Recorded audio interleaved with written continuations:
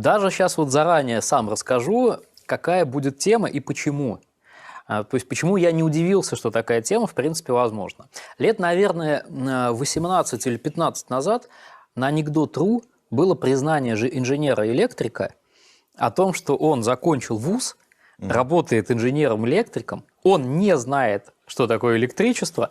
Самое смешное, там, почему это анекдот, потому что вопросы, которые он там поставил, они были настолько очевидные и реальные, да, что это выглядело забавно. Естественные. Естественные, да, что это выглядело забавно, поэтому на анекдот.ру попало. Я так понимаю, мы сейчас, у нас белых халатов нет, как это, знаешь, там, разрушители легенд, но в какой-то степени будем работать в том же ключе. Так. Передаешь палочку? Уже да, уже передал. Хорошо. Вадим Иванович Ловчиков, ученый-естествоиспытатель и философ. Он фактически разрушил всю официальную физику и доказал, что вся современная наука основана на одних лишь гипотезах. Мы до сих пор ничего не знаем об электричестве и гравитации.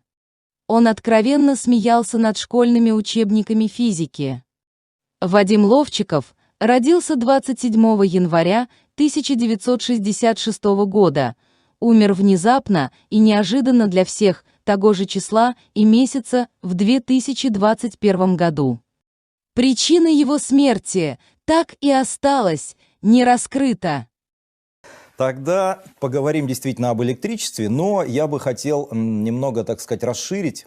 Довольно необычно, наверное, будет. В прошлом, конечно, поговорим сначала про электричество, потом я все-таки хотел бы во второй части перейти к гравитации, именно уже гравитации, пару новых фактов. Почему? Потому что третьей частью я хотел бы заявить, ну, так сказать, вишенку на торте. Я совершенно необычным образом соединю эти две темы. Ну, надеюсь, досмотрите до конца, будет интересно. Ты сейчас как обещаю. профессиональный сценарист сделал. Ну-ну. Итак, электричество, да, электрон действительно. Так, одеваю очки и смотрю.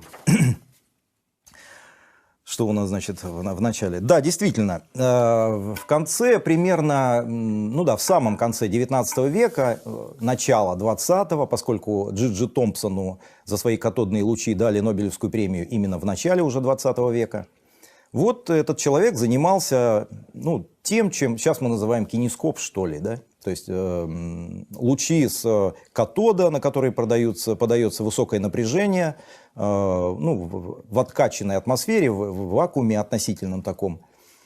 Вот возникали такие лучи. Вот сейчас покажу рисуночек. Нет, пока не буду показывать, значит, лучше так скажу. Дело в том, что занимались катодными лучами именно, ну вот, используя электронно-лучевую трубку. И пришли к тому, что вылетают именно корпускулы, то есть куски вещества, это важно.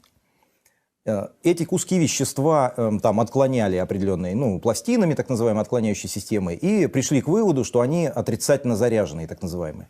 Конечно, понятие условное, положительный заряженный. Заряд – это все заряд положительный, отрицательный. Но, тем не менее, пришли к такому выводу, вот пусть так называется, и это типа электрон, именно кусок вещества. Все вроде бы нормально, ну, не возразишь сильно, тем более Нобелевскую премию человеку дали, ну и как бы 100 лет все этой информации доверяют полностью. Но я как естествоиспытатель опять задался естественным вопросом. Я к этому кинескопу, к электронно-лучевой трубке, ну так вот условно, вот рисунок 1 у меня, подключил, опять-таки условный генератор.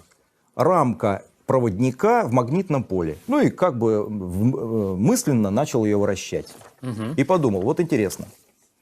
Если в генераторе у меня только проталкиваются, ну опять-таки по современным научным представлениям, проталкивается, ну допустим, электроны, то есть которые имеют заряды, да, значит я эти элементарные частицы проталкиваю, а в кинескопе у меня с катода, значит мимо вот такого трубчатого анода, вылетают эти куски, то у меня получается, прямо скажем, какой-то автомат, из которого я та-та-та-та-та-та-та. Ну, то есть в кинескопе я электроны теряю в электронно-лучевой трубке, А в генераторе новые не создаются электроны. Это был один из вопросов того инженера. Во-во-во, проталкиваются те, что имеются. Поэтому вопрос, если, ну, как бы через какое-то время в автомате, когда стреляешь из него, там, из пулемета, да, рожок, собственно, заканчивается, да, магазин, то есть патроны кончаются. Как быть с этим вопросом? Удалось мне задать этот вопрос некоторому количеству ученых, ну, несколько человек. Угу.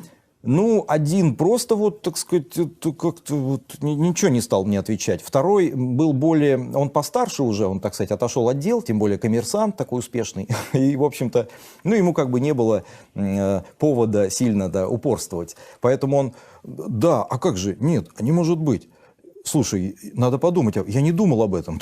Единственное, что вот я получил от ученых, это вот, так сказать, смятение. Угу. Собственно, это единственный ответ, который я получил. Вопрос повисает в воздухе, ну вот в моем понимании все-таки энергия может вылетать. То есть механическую энергию я могу преобразовывать в электрическую в генераторе. Электроэнергия, наверное, поступает по проводам, что называется. И там квантовая энергия, наверное, вылетает. Я так подумал для себя хотя бы, чтобы хоть как-то подружил, ну, помирил как-то, да, этот вопрос. Это как-то интереснее звучит, но точно не корпускулы и не электроны. Это было первое для меня вот откровение в электричестве. Хорошо. Я продолжил более простым. Значит, эпизод номер 2. Совсем простой, школьный. Открываем школьный учебник, как я люблю. Да? Перышкин, физика, 8 класс. Электростатика, прям с самого начала. И читаем.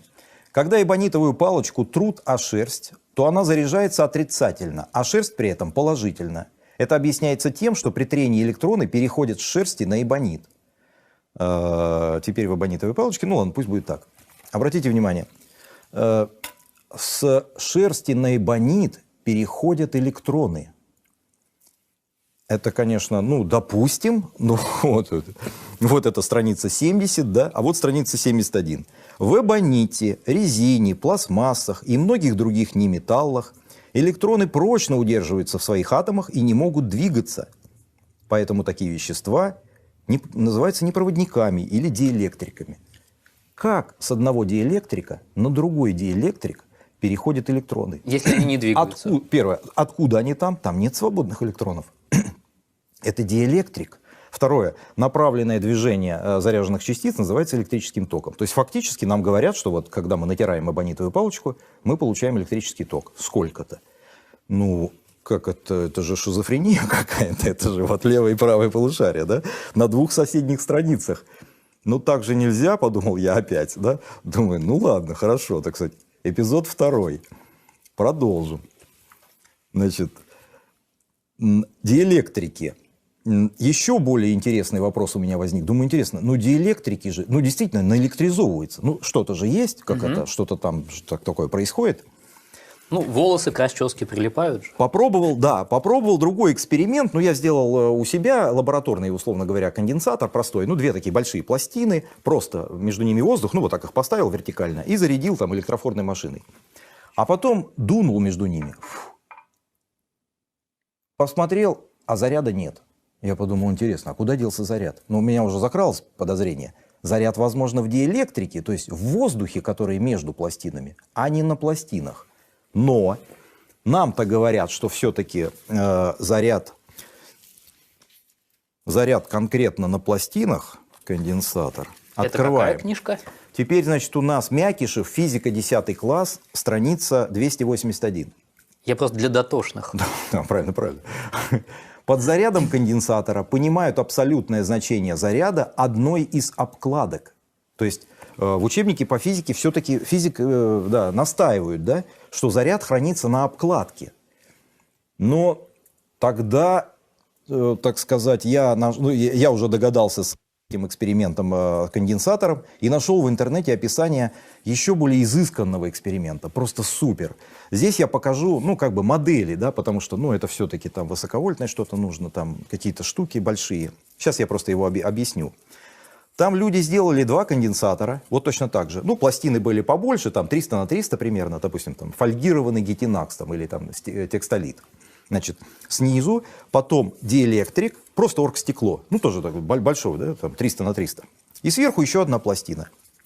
2 конденсатора, подчеркиваю, Заряжаем первый конденсатор высоковольтным, значит, этим блоком питания. Второй не заряжаем. И проделываем следующую процедуру. Снимаем вот так пластины верхние с обоих конденсаторов. Переставляем, внимание, диэлектрик. Кладем опять пластины обратно. И проверяем. Мы ведь по представлениям современных ученых заряжали первый конденсатор, причем заряжали пластины. Берем вот так и замыкаем пластины. Чик, а там ничего нет, Дмитрий. Угу. Куда делся заряд? Ну, тогда у нас есть второй конденсатор, который мы не заряжали. Берем и пытаемся, так сказать, замкнуть пластины второго конденсатора. Ты-дыщ! Но они пробивают, то есть они на самом деле так. Получилось, что заряд мы у первого конденсатора забрали тем, что отобрали у него, да, вот сюда переставили диэлектрик от первого конденсатора. То есть конденсатор хранит свой заряд в диэлектрике. А значит, так как там не должно быть свободных электронов, заряда там тоже быть не должно. Опять как бы вопрос, да. А в каком виде он хранит? Совершенно справедливо. То есть Не, я это внимательно вот, слушаю, потому что... Электроны уже как-то, ну уж совсем скомпрометировали себя. Да. Я, знаешь, я, я физикой со школы не занимался. Да, ничего, я подтяну тебя немножко. Вот, то есть для этого и хожу. Надо меня в детских передачах показывать. А у нас детская передача. А, вот, отлично. Все хорошо. Ну, то есть, вот третий эпизод, да, третий, по-моему, по счету у нас получился, да. Вот как бы заряд, да, есть. Но электроны ли, раз они на диэлектрике, это как-то уже большой вопрос вообще. Так, этот эпизод проехали. Значит, четвертый эпизод. Очень интересный тоже. Как физики и химики по-разному подходят к вопросу о свободных электронах и вообще об электронах. Смотрите, значит, опять возвращаемся. Перышкин, физика, 8 класс, опять 71 страница. Интересно. В атомах электроны находятся на разных расстояниях от ядра. Удаленные электроны слабее притягиваются к ядру, чем ближние. Особенно слабо удерживаются удаленные электроны ядрами металлов. Поэтому в металлах электроны, наиболее удаленные от ядра, важно, покидают свое место и свободно движутся между атомами. Эти электроны называются свободными электронами. Те вещества, в которых есть свободные электроны, являются проводниками. То есть, свободные электроны, ну сейчас это как бы вообще модно. Значит, физики считают, что именно вот у металлов, у проводников так называемых, внешние электроны, поскольку слабо удерживаются, значит, ядром, то вот пошли погулять, так сказать, и пошастать по объему материала. Ну, интересно же, интересно. А что скажут химики? А эту книгу будем называть детям? Будем называть. Но она не очень толстая для детей. Ну, да, для одаренных нормально. детей. Кузьменко, тем более это для поступающих в вузы. Кузьменко, Еремин, Попков, «Начало химии. Учебник». Естественно, будем называть. Так, страница 85-я. А смотрите, что говорят, значит, химики. Они начинают прямо железобетон. Доказано, что в образовании химической связи между атомами главную роль играют электроны, расположенные на внешней оболочке, и, следовательно, связанные с ядром наименее прочно. Так называемые валентные электроны. Именно поэтому строение валентной электронной конфигурации атомов является определяющим фактором при рассмотрении условий образования химической связи. То есть химики приходят и говорят, да, позвольте, именно внешние электроны, например, у алюминия, да, обеспечивают соединение алюминий-2О3. А физики говорят, ничего подобного, эти же внешние электроны у нас пошли погулять, потому что нам как-то надо объяснять электрический ток. Но это же откровенное противоречие. Именно внешние, я подчеркиваю, а не просто какие-то, да, ну там вот какие-то вышли и... Вот четвертый эпизод, который вот, ну опять, так сказать, это ставит вопрос вообще, а как тогда помирить-то эти две точки зрения? Неправдоподобно тогда это выглядит у кого-то. Ну, я бы физикам все-таки морду набил, если честно. Ну, что значит пошли погулять? Химика как-то более последовательна. Все-таки, ну, атом как-то должен, орбитали или орбиты у электронов должны быть. Ну, что значит пошли погулять? Нелепо. Ладно. Следующий эпизод. Вот с этой вот шайтан-машиной. Мякишев, физика, 11 класс. Страница будет у нас... Ух ты, я не перевернул. Вот сюда. 32-я.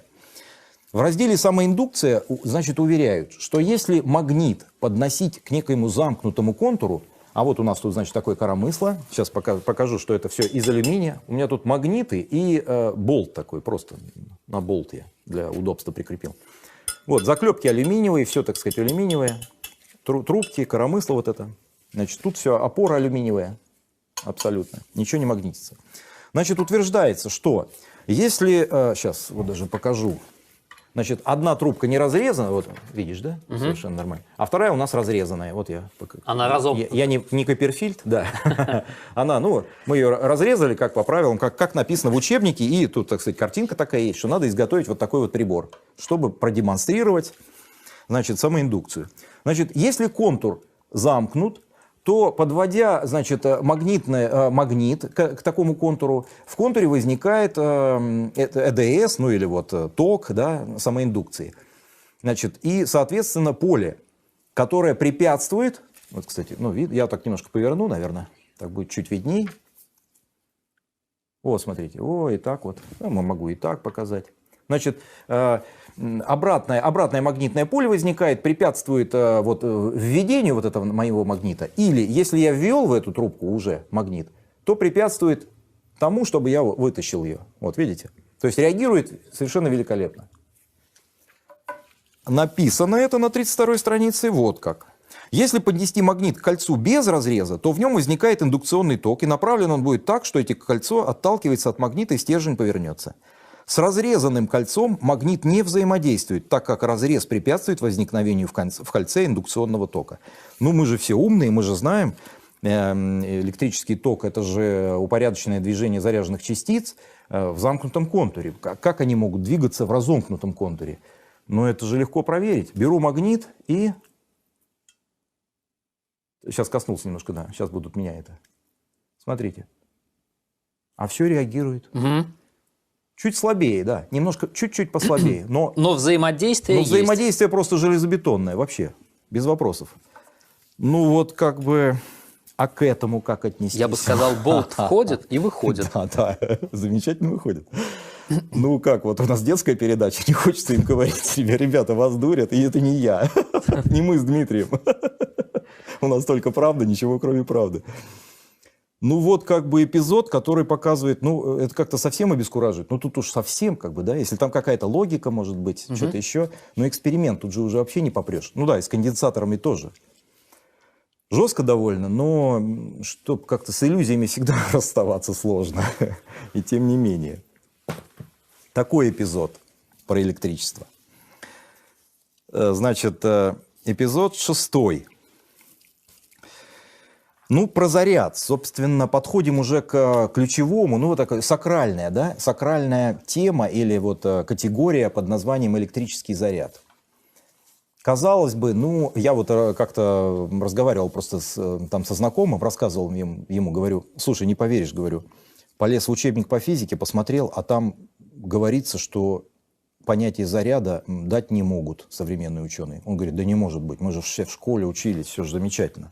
Я говорю, ну, сейчас давай, подожди. Заряд – это количество электричества. Да, сейчас. Замечательно, что ты это сказал. Сейчас я это все, да. Ну, я учился же в школе. Просто супер. Ну, во-первых, опять, Мякишев, физика, 10 класс. Ну, чтобы не было как-то... Все вот это предыдущее говорил Ловчиков, в общем-то, да. Даже если он показывал, ну, черт его знает, вдруг у него 5-й туз в рукаве. Все-таки, да, Дмитрий, я хороший этот Копперфильд, да, иллюзионист, поэтому... Ну, вот, опять-таки... Значит, физика, 10 класс, страница 243. Цитата. «Нельзя дать достаточно удовлетворительного краткого определения понятию электрический заряд». Ну, просто вот, ну, мы не можем дать определение заряда. Да, и вот тоже, да, наверное, без комментариев особо. Я даже не знаю, что тут комментировать. Единственные комментарии такие. Есть люди, которые, да, первое, можно найти какие-то определения. Первое – это количество электричества. Совершенно справедливо. Но тогда вопрос простой. А что такое электричество? И тоже можно найти, кстати, определение. Тогда. Это движение зарядов. Там же где-то. Да, Тогда получается, что это движение количества электричества. Вот. Вот Я уже понял, что это логическая цепочка. Петля логическая. Собственно, так и написано, да. Что, значит, электричество – это сейчас совокупность явлений, обусловленных существованием, взаимодействием и движением электрических зарядов. Да, если поставить одно в другое, получается, например, заряд – это количество явлений, обусловленных существованием зарядов. Ну, как бы, да, подставили одно в другое, ну, как бы, и поймали себя за одно место. Есть еще одно определение, кстати. Заряд – это источник электрического поля. Тоже, казалось бы, ну, можно же и так сказать. Ну, во-первых, что такое опять электрическое поле? Есть, кстати, в учебниках, я его не буду сейчас приводить. В смысле, я не буду его прям вот искать цитатой. Там написано, что электрическое поле – особый вид материи. Ну, тоже можно везде найти. Материи? Материи. Угу. Особый вид, но материи. Но тогда вопрос. Вот покажу, допустим, рисунок номер 2. Обычно тогда показывают там положительные и отрицательные заряды, то показывают, так сказать, ну, силовые линии, что ли, и, как это правильно назвать, да, рядом с этим зарядом. И, значит, рисуют так. Положительный заряд, он является источником, то есть из него как бы выходят стрелки, а отрицательный в него как бы входит. Ну тогда что получается? Положительный заряд – это источник, из которого, как горшочек вари, да, из него постоянно вытекает особый вид материи, что ли? Ну, если электрическое поле – это особый вид материи. А он источник.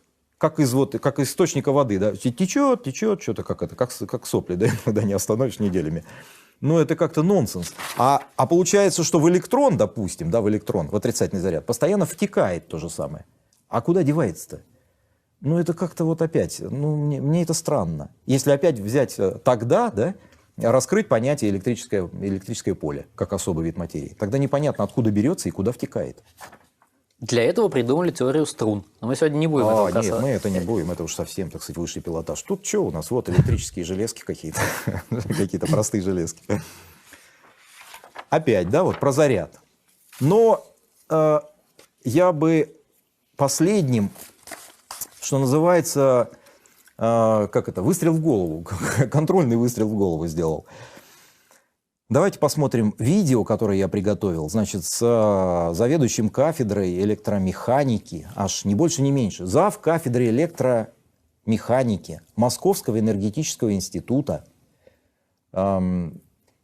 профессор, там, академик, значит, вот пусть он скажет то, что он хотел бы сказать про электричество. Давайте посмотрим.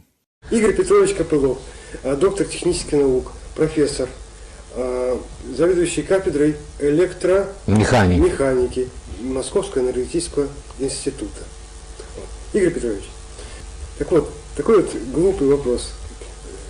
Что такое электричество? Электрическая энергия является высшим типом энергии в окружающем нас мире. Без электричества невозможно развитие цивилизованного общества. Ведь промышленное получение электрической энергии насчитывает всего 100 лет. А за 100 лет электричество совершило техническую революцию в промышленности, за которой последовали социальные глубокие изменения. Электромеханики очень хорошо считают электрические машины, которые надежно работают в воде, на земле, в космосе. Но отвечать на вопрос, что такое электричество, очень сложно. Сейчас физика переживает глубокий кризис. И электромеханика, и электротехника являются частью физики, которая в науке также наметился, но не глубокий, но во всяком случае кризис. Мы прекрасно можем строить машины, аппараты, но сказать, что такое электричество, скажем, в 2 абзацах или в 2 словах, мы до сих пор не можем. Электричество обычно определяется как движение зарядов. Что такое заряд? Заряд – это очень широкое понятие. Заряд может быть электрона, может быть заряд молекулы, может быть заряд отдельных там частиц, вот как я говорю, даже звездного вещества. В этом смысле эти фундаментальные понятия, они трудно поддаются четкому и определенному определению. И мы можем прекрасно считать машины и делать машины, да, даже на миллион, скажем, 600 тысяч киловатт в единице, и в то же время, считая по законам электромеханики, что все электрические, электромеханические преобразователи разделяют заряды, мы не можем четко сейчас сказать, как в турбогенераторе разделяются заряды. Хотя эта машина обеспечивает 90% вырабатываемой энергии. Поэтому определять четко, что такое электричество, в настоящее время не следует. Итак, если сделать вывод, то сегодня мы четкого определения понятия электричества дать не можем. Ну так вот, просто, ну вот как бы два эпизода. Да? Первое, человек говорит, 90% всей электрической энергии планеты вырабатывается генераторами, ну примерно такими, которые стоят на гидроэлектростанции. Больше 90%.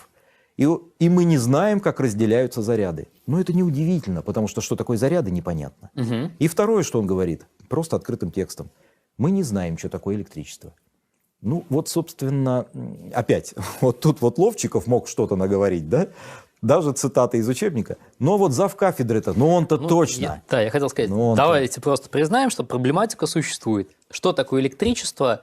Есть ли жизнь на Марсе, науке неизвестно. Да, это как вот, да. Это, ну, получается, ты же специалист вроде, это какая-то теория заговора получается. Ну, раз мы не знаем, но говорим об этом, да? Ну, серьезно, попахивает каким-то этим, заговором, ну, это как-то нехорошо. Я могу дать на это, на самом деле, очень короткую ремарку. То есть я изучал ряд там химических открытий, которые там с немцами были связаны. Я понимаю, что они открытия совершали, ну, исходя из описания того, как это происходило, не в силу того, что они что-то поняли и потом теоретической базой, подкрепившись, сделали, а методом тыка. То есть большая часть открытий в химии там, чего-либо, да, например, синтез азота из воздуха, то есть это был подбор катализаторов. Они годами мучились, просто тыкаясь на удачу. Там уран, Хабер как раз как бы пробовал, откуда вся урановая потом пошла история отдельная. Но это изначально был метод тыка. То есть атом как черный ящик. И, соответственно, просто подбираешь воздействие и смотришь выход. Возможно, и что здесь также перебираешь варианты. Делали эксперименты, поняли, что вот так и можно извлекать нечто, что мы называли электричество, от этого горит лампочка. Причем что это? А мы не знаем. Ну, потом вот написали несколько книг тепло, разных. светло вроде, и ладно. Да. Что нам? Хорошо. Хотел бы все-таки добавить немного тему, таким чуть-чуть расширить, потому что это важно. Я бы сказал так, но если как бы электрон под большим вопросом, а ведь после электрона якобы открыли протон, давайте просто взглянем, как это происходило. Прямо так быстренько, чуть-чуть. Да. Интересно. Так, физика 9 класс мы берем опять. Перышкин, физика 9 класс, и открываем. Ну, потому что парные же частицы, да, сказали, если как бы некая периферия, да, вот атома это отрицательный заряд, то в ядре-то точно положительный. И долго рядились, в общем. А что там в ядре? Ну ладно, хорошо. И якобы открыли. Значит, 239 страница. В 1919 году Резерфорд поставил опыт по исследованию взаимодействия альфа-частиц с ядрами атомов азота. Просто в камеру с азотом, с газом, да, направляли альфа-частицы. В этом опыте альфа-частица, летящая с огромной скоростью, при попадании в ядро атома азота, выбивала из него какую-то частицу. Удостовериться в том, что из ядра атома действительно вылетал протон, удалось только несколько лет спустя, когда реакция взаимодействия альфа-частицы с ядром атома азота была проведена в камере Вильсона, так называемой. Вот у меня рисунок номер 3. Хотел бы показать. Вот так примерно выглядит, ну вот, собственно, он и есть. Это фотография или вот рисунок из учебника по физике. Обратите внимание, треки альфа-частиц, и вдруг она где-то встречает все-таки, вот, ну, одна из, якобы, да, попадает в ядро атома азота, и там что-то вылетает направо, что-то вылетает налево. Видно, наверное, я думаю, да? Интересно. Как бы, ну тут-то уж что, да? Что же я тут-то нашел? Сейчас скажу. Текст зачитываю на этой 239 странице. На рисунке видны расходящиеся веером прямые линии. Это следы альфа-частиц, которые пролетели сквозь пространство камеры, не испытав соударений с ядрами атомов азота. Но след одной альфа-частицы раздваивается, образуя так называемую вилку. Это означает, что произошло взаимодействие альфа-частицы с ядром атома азота. Чуть-чуть укорачиваю. Образовались ядра атомов кислорода и водорода. Так, это ладно.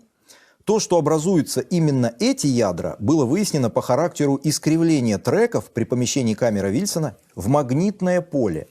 То есть понятно, если разлетаются какие-то там заряженные частицы, в зависимости от того, куда она направо или налево полетела, можно, если камера Вильсона в магнитном поле, соответственно, куда она притягивается, да, заряженная частица. Как только я это прочитал, у меня возник вопрос. Но я его вот озвучу, просто перевернув одну страничку назад. Вот переворачиваю в учебнике назад, 237-я, и читаю. Если поместить камеру Вильсона в магнитное поле, то траектории заряженных частиц искривляются. Логично. По направлению изгиба следа можно судить о знаке заряда частиц, а по радиусу кривизны определять ее массу, энергию, заряд. Великолепно.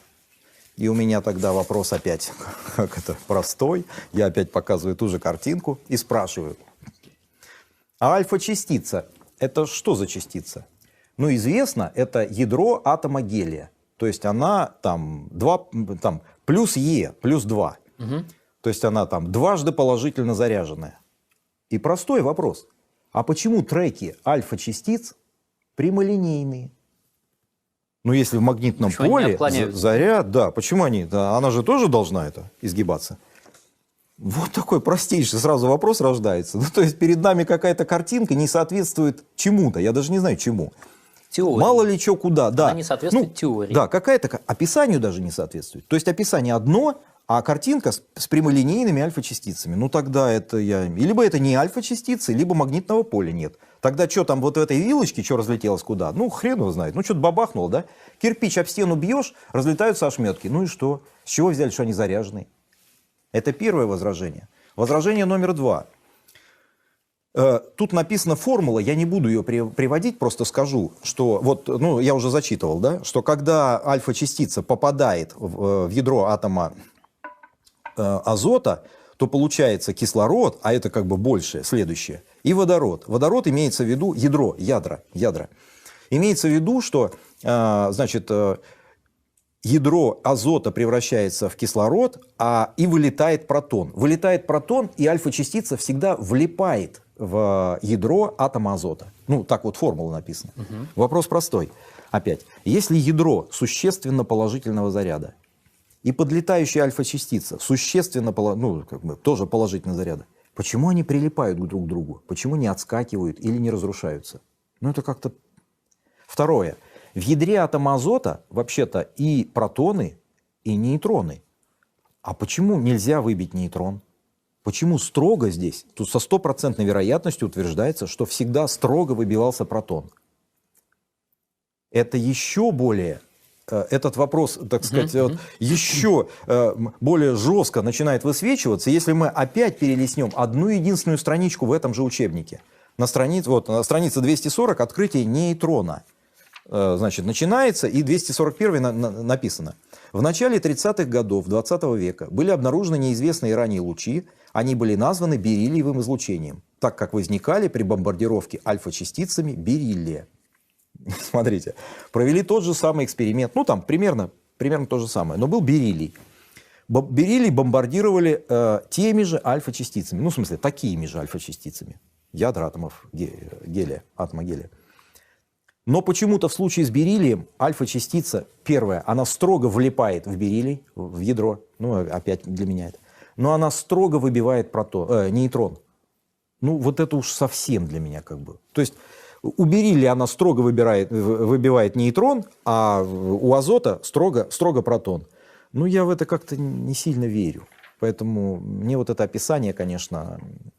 Я решил просто дополнить, чтобы картину, да, с электроном какая-то явно как-то, там столько эпизодов.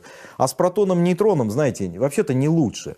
Просто, меньше написано, да, оно не является там источником электрического тока, поэтому это вроде ядро, меньше касаются, поэтому меньше знаешь, крепче спишь, меньше вопросов. А так бы, если бы это было более широкое применение, вопросов было бы, конечно, гораздо больше. А я попробую тоже сказать. Видимо, с элементарными частицами там еще все хуже гораздо, потому что их вычисляют, они же очень мало живут. Их вычисляют по... Там жуть, я даже рассказывать не хочу. У меня там есть подборка. Да? Это, ой, я уже предположил, я просто продолжил. это там даже есть. Я что, вот это да, вот, то, что я сейчас что послушал. в какой-то момент в лабораториях резко начали открывать количество там мезонов, глюонов. Ой, там просто поперло, потому что это И масть пошла. Как это. И взаимодействие между ними, потому что единственный способ того, как их открывают, это быстрая фотография каких-то треков, а потом по этим трекам их начинают Да, по-моему, в идентифицировать. 2012 году же этот бозон Хиггса-то якобы открыли, даже Нобелевку дали.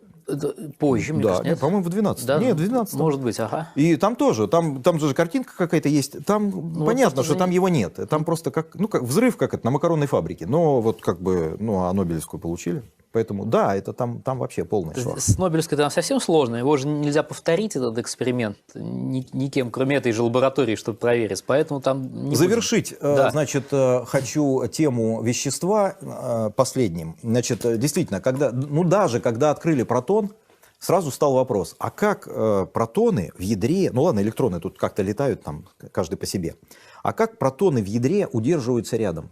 Они же положительно заряжены, то есть одноименно заряженные. Кулоновские силы должны их расталкивать. И задумались там на пару десятилетий. Не знали, что делать. Просто как бы впали в кому. Решение было найдено просто великолепное. Прочитаю. За это решение дали Нобелевскую премию человеку по имени, значит, Хидеки Юкава. Смотрите, как решили этот вопрос. Просто вообще, конечно, шедевр. Да. Савельев, курс общей физики, 5-томник. Это том 5. Книжка 5, квантовая оптика, атомная физика, физика твердого тела, физика атомного ядра, элементарных частиц. Страница 287. По современным представлениям, сильное взаимодействие обусловлено тем, что нуклоны виртуально, это вот протоны, можно сказать протоны, допустим, достаточно, виртуально обмениваются частицами, уже слово интересное, виртуально, получившими название мезонов. Тут почему-то одновременно их называют и виртуальными фотонами, и мезонами. Хорошо, мезоны. Дальше. Такое описание взаимодействия нельзя понимать буквально, как мило. Фотоны, посредством которых, они же мезоны, посредством которых осуществляется взаимодействие, являются не обычными реальными фотонами, а виртуальными. В квантовой механике виртуальными называются частицы, которые не могут быть обнаружены за время их существования. В этом смысле виртуальные частицы можно назвать воображаемыми, Дмитрий.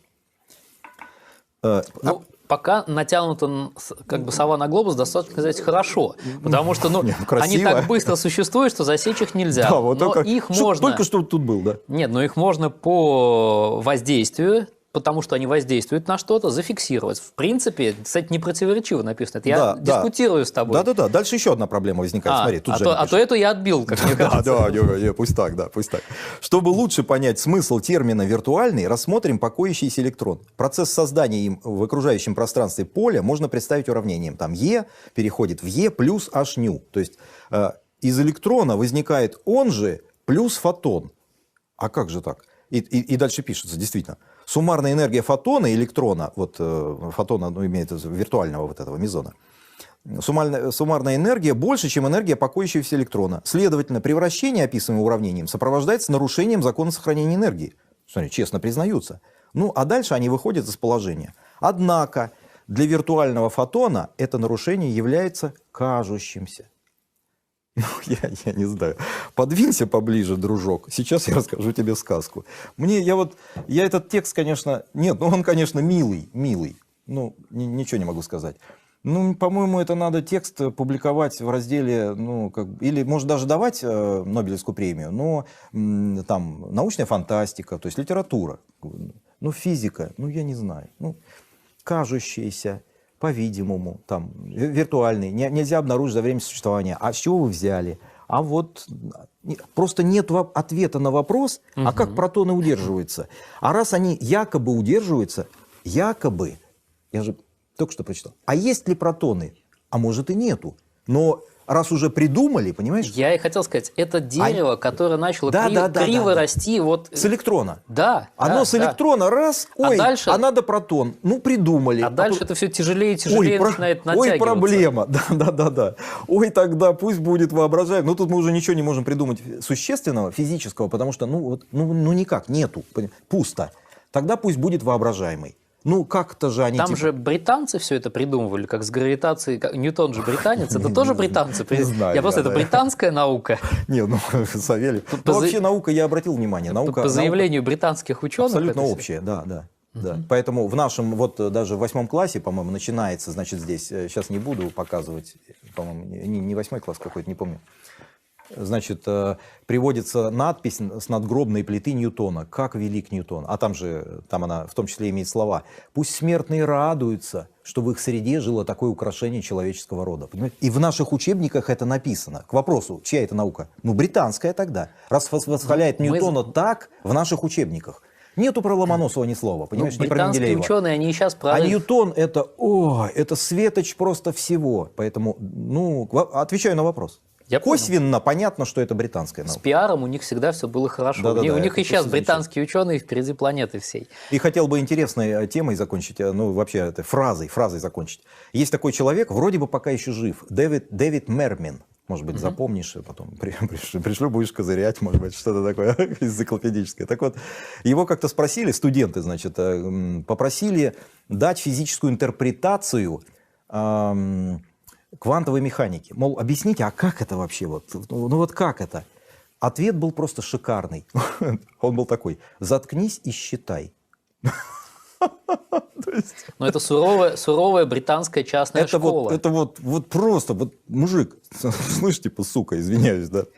Детская передача. Да, детская Вадим. передача. Ну, значит, вырежем, значит, еще разок, да. Слышь, нехороший человек, значит, студент, да. Слышь, ты студент. Тебе дали, да, вот систему дифференциальных уравнений. Просто считай. Тебе не надо знать, как это устроено. Вот к чему пришли, понимаешь? Вот квинтэссенция. Это действительно так.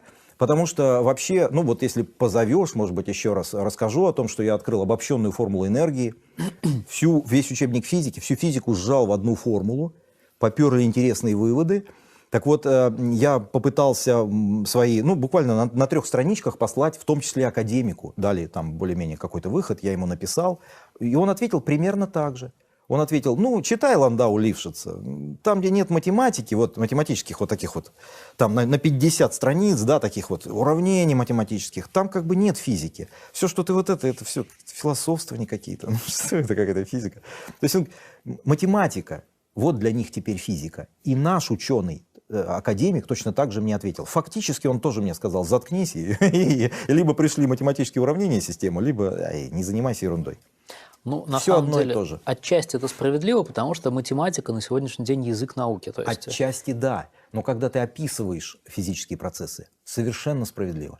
Но если физического процесса за этим вообще не стоит, то, собственно, а что ты описываешь? Ну как, на заборе тоже написано, да? Там, слава КПСС, и что? Где теперь КПСС? Что, ко второй части? Да, переходим плавно ко второй части. Уважаемые соратники и подписчики нашего канала «Рассвет правды», очень просим поддержать наш проект. Это можно сделать внизу под видео. Большая благодарность всем, кто оказывает нам помощь. Да пребудет с вами сила. Напомню, что в прошлый раз мы, значит, общались по поводу гравитации, и я приводил, прям коротко, чуть-чуть, Да. высказывания, в том числе интересных довольно, ну, больших ученых. Это, например, Вернадский. Прям коротко, она очень короткая, поэтому ее лучше Так может зачитать. проще отослать к предыдущему ролику. Ну или что, да? Предыдущий ролик пусть смотрят, да. Хорошо. Значит, Вернадский, Вавилов. Я рассказывал, да, не будем тогда действительно. Я могу дополнить того, что я там не сказал. Я хотел поучаствовать в батле в комментариях, Ага. нашел книжку специально по расчету приливов, Ага. закатал рукава и прочитал в ней предисловие. Из предисловия я узнал, что про яблоко, которое упало Ньютону на голову, это чисто изобретение Вольтера. Но самое интересное все-таки было в этой передаче, для меня, вот по сию пору, действительно, если и цепляют, то за какие-то мои там вот дополнения, да? Ну, я там не разобрался. Я взял Да. книгу, я думал, сейчас я... Но самое интересное, нет никакого оппонирования по словам там Вавилова, почему там шрифт, ну, это, как говорится, рукой другой написано, это... То, что он, скорее всего, точнее, уже точно это не придумывал, это будем считать неким фактом. Вернадского. Никто не комментирует слова Вернадского. Самое главное, мне до сих пор ни один комментарий не пришел по поводу цитат из самого Ньютона. Помнишь, это ведь было центровое. То есть, собственно, содержание этой книги в чем? Сейчас не будем тоже приводить, просто так никто и не оппонирует вообще. Все вот, я говорю, мне даже писал кандидат физико-математических наук, который представился, что я кандидат наук и занимаюсь гравитационными полями вращения. Я первый вопрос задал: читали Ньютона? Он говорит: нет. Верю учебникам. Я говорю: хорошо. А давайте я пришлю цитаты. Я прислал цитаты, и в итоге кандидат наук сделал вот так. Ну, собственно, все. Для меня это точка. То есть, если нет оппонирования, если кандидат наук по цитатам Ньютона со мной даже разговаривать вот так боится, не о чем. Все. Они в ракушку залазят, ну, как я назвал этих людей, свидетели гравитации, это их, так сказать, Евангелие от Исаака. Пусть так, святое благовествование. Продолжим. Пару фактов я все-таки хотел привести еще по поводу гравитации, потому что мы потом перейдем к очень интересному заключению. Новые. Купил после этого, уже после нашего разговора, вот нашел такую книжку про Кавендиша, гравитационная постоянная, здесь почему-то написано, кстати. «Наука величайших теорий» называется, «Наука величайшей теории. Кавендиш. Гравитационная постоянная». Это чрезвычайно любопытно. Сейчас, знаете, зачитаю пару буквально, быстренько. Смотрите, странности из книжки. Так интересно просто. Страница 32. К сожалению, о студенческих годах Кавендиша нет никаких свидетельств, историй или писем, из которых мы могли бы составить ясную картину. То есть никто не знает, что, собственно, с ним происходило. Быть может, Кавендиш и ходил на занятия, но мы этого не знаем. А учился ли он в университете? Это же как с Ньютоном то же самое, что тоже приехал другой человек с тем же именем, но потом уехал. Что-то как это вот, немножко как-то это все настораживает. Генри Кавендиш поступил в Кембридж как фелло-коммонер. Таких студентов в Кембридже 18 века было около 10%. Они выделялись благодаря более изысканной одежде, сопровождению слуг, которыми иногда выступали студенты из числа бедных. Фелло-коммонеры обедали в общем зале и имели доступ в винный погреб, где могли курить глиняные трубки, пробовать испанские и французские вина. Кавендиш пользовался привилегиями своего ранга, утверждается. Вот мне интересно. Они пишут: мы про студенческие годы что-то как-то не знаем, но то, что он спускался в погреба, пыхал, значит, и накатывал, это точно. Откуда они это знают? Это правда. Это как-то очень странно. Давайте дальше. Значит, в 1753 году Кавендиш завершает обучение в университете, не получив диплома. Я теперь знаю, как появилась британская наука. Да, чтобы неистово заняться наукой у себя дома. Он, кстати, пишут, что он не получил диплома, сказал: не хочу быть ученым. Не хочу, поэтому диплом не хочу иметь. Потом заперся дома и занялся наукой. Вот это для меня, как-то странно. Кстати, он очень редко печатался. Все его труды потом, через лет 75, какой-то дядя с мешком пришел аж к целому Максвеллу, тому самому Джеймс Клерк Максвелл, и вывалил этот мешок, как говорят. И сказал: опять. Вот они рукописи. Да, вот смотрите, тут Кавендиш столько наделал. Правда, не печатался, сидел просто дома у себя. Зачем тогда? Вот это все не сильно бьется, но есть еще один интересный факт. Правда, это напечатано в Википедии, и я боюсь, что этот последний абзац, значит, статья Генри Кавендиш, Википедия. Последний абзац, по-моему. Послушай, правда интересно. Завещание же ученого содержало категорическое требование, чтобы склеп с его гробом сразу после похорон был наглухо замурован, а снаружи не было никаких надписей, указывающих, кто в этом склепе похоронен. Так и было сделано. Кавендиша похоронили в соборе в Дерби, ни осмотра тела, ни вскрытия трупа не производили. А был ли мальчик? И теперь его найти нельзя, потому что он не подписан? Нет, они не подписаны. Я так понял, что к этому подводится, что мы ничего не знаем. Писал, он ничего не печатался, это все нашли потом. Все, я услышал. Угу. Теперь интересный факт. У меня нету этой работы. Максвелл. Вот тут уже еще более жесткое такое, знаете, все-таки доказательство. Косвенная, очень такая сильная по поводу гравитационной постоянной. Я теперь скорее к ней перехожу. Значит, в 1873 году вышел знаменитый труд Максвелла, Джеймс Клерк Максвелл, трактат об электричестве и магнетизме. Такой двухтомник, там как раз уравнение Максвелла, все теперь его почитают. Это как раз лучше, чем у Ловчикова обобщенная формула энергии. Там как раз дифференциальное уравнение. Там замечательно. Так. Вот что интересно.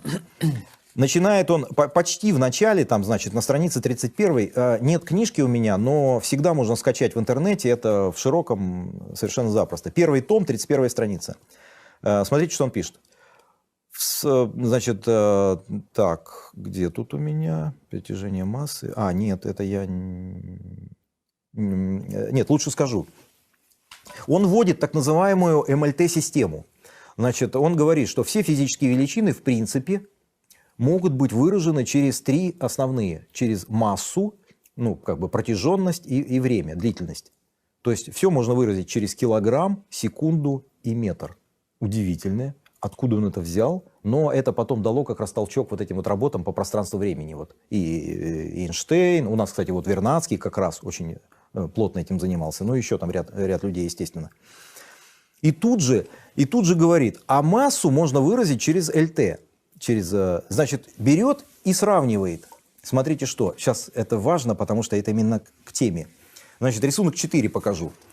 Он берет и заявляет, что вот, ну, как бы ньютоновское выражение, что сила тяготения пропорциональна массам тела и обратно пропорциональна квадрату расстояния. Вопрос, а где здесь гравитационное постоянное? Значит, он, сейчас объясню, почему она нужна. Рисунок 5.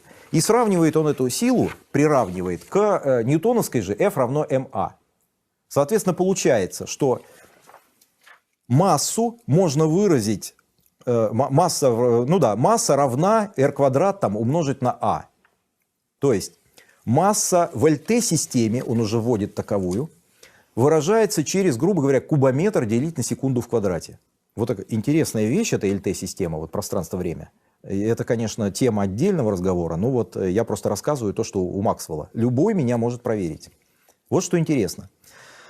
Он явно упускает здесь гравитационную постоянную, о ней ни слова. А она, как мы знаем, имеет размерность, вот в современных, по крайней мере, учебниках. У нее как раз кубометры делить на секунду в квадрате умножить и делить на килограмм тоже. То есть он ее как бы напрочь не видит. У него ее нет вообще. В 1798 году, как нам утверждают, Кавендиш там делает какие-то там доклады Королевскому обществу якобы о измерении плотности Земли. И вроде бы там какая-то гравитационная постоянная. Или она чуть позже возникает. Но на 1873 год у Максвелла он ничего не знает о ней. Он о ней не имеет представления. Можно сказать, это Ловчиков говорит. Проверить очень легко, что это конфуз. Я имею в виду конфуз. Угу. Ну, первое. Проверить легко, скачав и посмотрев 31 и 32 страницу, или посмотреть упоминание. А есть ли вообще про G, про гравитационную постоянную, что-нибудь у Максвелла? А вот современная книжка, правда, купить ее невозможно, я так это достал ее, грубо говоря, попал в ряды масонов, затесался, шучу. Кузнецов, Большаков, «Устойчивое развитие. Научные основы проектирования в системе природы общества человека». С Большаковым Борисом Евгеньевичем, это, значит, он в Дубне сидит, я даже беседовал по поводу ЛТ-системы. Он продолжатель, кстати, и вот все-таки развиватель, что называется. Он как-то ее пытается все-таки вот развивать, поскольку Максвелл ее, в принципе, инициировал. Почему она вот сейчас вообще нигде ни в одном учебнике ее не видно? Это очень странно. На странице 160 они по поводу вот этого эпизода пишут следующее. Смотрите, что интересно. Приравнивая эти два выражения, вот, которые я показал, и считая гравитационную постоянную безразмерной величиной, Максвелл получает. И дальше. Как это? Адвокаты дьявола. Они говорят, что Максвелл считает, как там, гравитационную постоянную безразмерной величиной. Но Максвелл ничего не знает про гравитационную постоянную на 1873 год. Это вообще как-то вот уже для меня, честно говоря, как это состав преступления. И это даже еще не все. Любопытно следующее. Я тоже купился даже на название книги. Обрати внимание, называется «Кавендиш. Гравитационная постоянная». Ну вот ведь беда. Эксперимент, о котором здесь рассказывается, он описывается так, что это был эксперимент по определению плотности Земли. Я вот, честно говоря, не знаю, как на крутильных весах плотность Земли измерили. В моем понимании, ну, вот как у Кулон, да, он там электролизовал, да, один шарик. Тут повесил такой вот крутильный другой шарик, и этот начал к нему притягиваться. По кручению веревочки, да, вот это вот нити, да, по закручиванию, по усилию закручивания, он в силу посчитал. Ну, соответственно, там опять-таки произведение зарядов делить на квадрат расстояния, тра-та-та, это понятно. И здесь мне казалось, что это эксперимент, в котором измерили гравитационную постоянную. Но нет. Тут написано, что это измеряли плотность Земли. И вот что дальше написано, на 163 странице. Со временем, интересно, эксперимент Кавендиша перестал считаться экспериментом по определению средней плотности нашей планеты. Он превратился в эксперимент, с помощью которого было измерено значение универсальной гравитационной постоянной G. Я вот не совсем понимаю. Ну, вот у него, вот он, тут написано, он опубликовал, у него сколько-то страниц. Если на них не написано, чему равна G, то это эксперимент не по измерению гравитационной постоянной. Или написано, тогда что значит со временем эксперимент перестал считаться? Это вот очень... Теперь смотрите, давай Википедию добью, да, окончательно уже. Статья «Гравитационная постоянная». Гравитационная постоянная фигурирует в современной записи закона всемирного тяготения. Однако отсутствовал в явном виде у Ньютона. Ну, у Ньютона понятно. И работах других ученых. Там, на начало 19 века. Гравитационная постоянная в нынешнем виде впервые была введена в закон всемирного тяготения, по-видимому, только после перехода к единой метрической системе мер. То есть, черт его знает, ну, наверное, никто не знает. Возможно, впервые это было сделано французским физиком Пуассоном в трактате по механике, 1809 год. По крайней мере, никаких более ранних работ, в которых фигурировала гравитационная постоянная, историками не выявлено. То есть Википедия не признает за Кавендишем первенство гравитационной постоянной. В 1798 году, пишет дальше, да, действительно, Генри Кавендиш поставил эксперимент с целью определения средней плотности Земли с помощью крутильных весов, изобретенных, кстати, Джоном Митчеллом, а не Кавендишем. Кавендиш сравнивал маятниковые колебания, но это уже не важно. Численное значение гравитационной постоянной было вычислено позже на основе значения средней плотности Земли. Для меня, откровенно говоря, это было вот откровение. Оказывается, Кавендиш не имеет никакого отношения к гравитационной постоянной. Кто-то потом что-то как-то вычислил где-то. Очень близко к Ньютону вся история. У него история. нет, да-да-да, опять я поражаюсь. Можно написать отдельный научный триллер про гравитацию. Это какой-то капец. Потому что все, что там появлялось, появлялось ниоткуда. Этот, как Том Хэнкс-то в каком-то фильме-то там вот. Браун, про Брауна. Браун, да, что там, да. Ну, что-то, короче, это должно быть... Ну, это правда, это какой-то триллер нужно снимать, потому что такое количество натяжек, мути, да, просто вот тотальной мути я не встречал. Почему на этой книжке честно написано, позже стали считать эксперимент, зачем здесь написано Кавендиш, гравитационная постоянная? Оказывается, он ее и не измерил, и не измерял. Там, мне показалось букву М. Я хотел сказать, это же масоны. Я шучу. Я пошутить хотел. Они, все равно они. Ну, какая разница? Даже если они не написали, что это они, то все равно они. Вот этот факт, честно говоря, я открыл буквально недавно. Я сам им поражен был. Я считал, эксперимент Кавендиш, крутильные весы, это же, то же самое, как у этого. И формула же гравитационной этого Ньютона, вот, всемирного тяготения и закон Кулона, они же как близнецы-братья. Соответственно, крутильные весы измеряют вот притяжение двух тел, да, двух шаров. Я так думал. Ничего подобного. Никакой гравитационной постоянной Кавендиш не открывал. И не измерял, судя по всему, иначе бы это было как бы... Описано как эксперимент, описано как он его задумал, как сделал и так далее. Я начинаю читать... И как он дошел до вывода. Я вчитываюсь, да, а где гравитационная постоянная? Ну и потом вот, да, со временем эксперимент Кавендиша перестал считаться экспериментом. А стали как бы... Что значит со временем? Такая же мутная история, как с Ньютоном, и получается, если в цепочку полную собрать, то она вся мутная. Поразительно просто, поразительно. И вот подытоживая. Как я уже сказал, да, чтобы как-то выйти из положения, я вот, в свое время занялся своим описанием как-то, и первое, что я сделал, это вот получил обобщенную формулу энергии, сжав учебник по физике вот в одну формулу, и начал описывать, а как тогда я вот это все описать-то должен?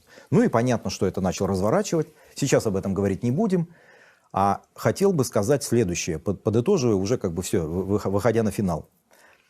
Уважаемые соотечественники, и не только все, кто нас слушает, подвиньте поближе, дружок, да, у нас детский канал. Я бы хотел сказать следующее сейчас. Коротко тоже, не раскрывая всего, так сказать, но тем не менее.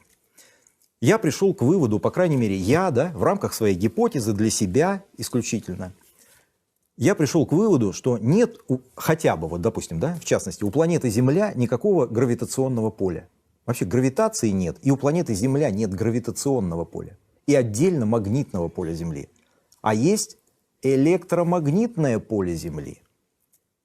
Я описываю сейчас в терминах более-менее понятных, да, вот тех, которых вот школьных. Конечно, у меня есть другие термины, я немножко по-иному, ну хотя бы вот оттенки, потому что это чуть-чуть иное, это более общее, но, увы, должен описывать пока в этих терминах. Значит, я бы сказал так, электростатический аспект, да, вот этого поля, он и есть то самое, что мы воспринимаем как гравитация. Да, потому что, ну, это же простая вещь. Мы берем ручку, да, пластиковую, трем ее вот от собственную тыковку, допустим, да, и к ней начинает притягиваться не только там маленькие бумажки, а металлические опилки, пластиковая стружка. Все предметы начинают притягиваться вот к этой самой так называемой опять электростатикой. Но электростатика опять плохое слово, потому что за ней стоит понятие заряд, которое опять как бы, а что это? Мы не знаем. Так вот, если мы не знаем, что такое заряд и электростатика, и если мы, спросите любого ученого, в чем причина гравитации? Ну, по какой причине тела притягиваются друг к другу? Они скажут, ну, Ньютон сказал, гипотез не измышляет, а мы, так сказать, не выше Ньютона, мы тоже не знаем. То есть, нас завели в два тупика, как минимум, как минимум в два тупика. Нам сказали, что есть гравитация, а ее просто нет. И нам сказали, что да, тут электростатика, не слушайте. Да это заряд просто, ну что, и так понятно все. Так вот, это и есть электростатика, так называемая. Аспект, то есть вот сторона единого поля планеты Земля, электромагнитного. И тогда совершенно понятно, как нам организовывать, например, аппараты, которые могут двигаться без движка, ну или там так называемую антигравитацию, как организовать. Если мы примерно поймем, и вот я вот, по крайней мере, в своем описании понял, да, что такое гравитация. Не гравитация, опять другое слово. Представляете? Мы значит, с соратником уже, честно говоря, колхозим, что называется, на заднем дворе. Как вы видите, я вот разминаю в руках, так сказать. Не буду говорить, что летает это. Уже? Ну, провода из нее торчат. Это уже кое-что. Я думал, летает, если кинуть уже. Да, если кинуть, уже точно полетит. Эту штуку, поскольку она девочка по понятным причинам, я назвал АНЭТ. Аппарат на электростатической тяге. Значит, мы уже колхозим. Я, конечно, во времена такой нежной юности занимался немножко электричеством, паял что-то такое. Ну, собственно, и все. Потом этого не делал. Поэтому мне, конечно, сложно это делать. Моему, так сказать, соратнику еще сложнее это делать. Он вообще такой, как этот электровеник. И этим он... Ну, все равно он бегает вокруг и говорит, давай, что делать. Хотел бы призвать вас, вот если мои доводы более или менее кажутся вам логичными, пожалуйста, подумайте над тем, а вдруг действительно нет гравитации, а вдруг действительно это, ну, грубо электростатика. Тогда, управляя электростатическими полями, мы можем делать аппараты. Нет, не буду продолжать, наверное. Я думаю, этого и так достаточно для взрыва мозга. Я думаю, этого пока хватит. Вот какой-то такой мне вывод. Интересно, аппараты, которые будут перемещаться по воздуху? Да, значит, в принципе, ну, еще раз говорю, да? Где ручка-то опять забрал? Если вот так вот всего лишь об тыковку можно, и у вас уже вроде бы притяжение, то можно же сделать следующее. Генерируете, правда, несимметричное электростатическое поле, таким образом, чтобы фокус поля не совпадал с центром тяжести аппарата.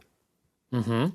И этот аппарат начинает туда втягивать, он туда начинает падать, причем интересно. То есть, фактически, принцип движения, падение к центру электростатического поля. Между прочим, при таком принципе движения, ну и аппарат понятно, и самое главное, этот пилот в аппарате не будет испытывать перегрузок. Он, наоборот, будет испытывать свободное падение к центру, вот к фокусу электростатического поля, которое можно двигать в любом направлении. У меня два вопроса. Ну, первый, я любезно там согласился, вы только черную дыру не откроете. Нет, нет. Знаем мы вас, Не-не-не. Я, кстати, ученых. я знаю, что такое черная дыра. А. Это вихрь подготовки для, ну, или для следующей звезды. передачи. Для звезды, да, кстати. И второй вопрос. И, кстати, ничего страшного нет. В ней. Да, и открыть ее невозможно, вот просто что-то взорвав, кстати. Нет. И второе, не попадалось тебе гравитолет Гребенникова? Ну, конечно, да. Да? Это как-то пересекается, нет? Ну, у него просто там немножко описание такое. Он же энтомологист. Да, нет. Я единственное, что там есть такое объяснение того, что он вообще-то на самом деле все придумал, потому что хотел привлечь финансирование в область изучения насекомых. Я подумал, как это в жизни, да, воплотить. Это надо быть на всю голову сумасшедшим, чтобы в Советском Союзе ввести вот в такую, как бы, обман, в такой всех вокруг, рискнуть именем ученого. Да, вы себя на его место поставьте, вы вписываетесь в... А если вас за руку поймает кто-нибудь? Это не так... Посадят? Нет, это не так просто. Поэтому мне объяснение показалось настолько нелепым. Какой-то мужик в Советском Союзе пошел на фальсификацию серьезнейшую, чтобы там деньги привлечь. Это афера. То есть он на уголовное преступление, что ли, по-вашему, пошел? Я вот как бы понял, что это опять какая-то сова на глобус натянутая. То, что есть, связано... кстати, есть уже эффект определенный, я, наверное, не буду все-таки о нем рассказывать. Нет, есть ошметки в интернете, действительно, и есть вещи, но мимо них ходят, их пинают и считают, что это игрушки. А напрасно, просто не понимают сути. Ну, точно так же, как все знают, да, что существует гравитация, поэтому как бы так устроить антигравитацию? А мы не знаем. А вот теперь представь, что ее нет. А есть другое совсем. Тогда у тебя мысли по-другому текут. Ты из тупика выходишь, и ты думаешь, так тут-то поле не паханое, тут-то нормально, а там был тупик. Потому что как бороться с гравитацией Ньютона, непонятно. Так ее и нет. Надо понять, как бороться с британской наукой. На этом мы, наверное, тогда и закончим. Это тема следующего. Да, это тема будет следующей передачи. И снова 28 января 2021 года. Траурная новость, дорогие друзья. Уж не велите меня казнить, а велите говорить. Не рубите голову того конца, который приносит печальную весть вам. 27 января 2021 года ушел из жизни Вадим Иванович Ловчиков. Неожиданная скоропостижная смерть. Судебные эксперты не смогли установить причину смерти. Судебные эксперты не смогли установить причину смерти.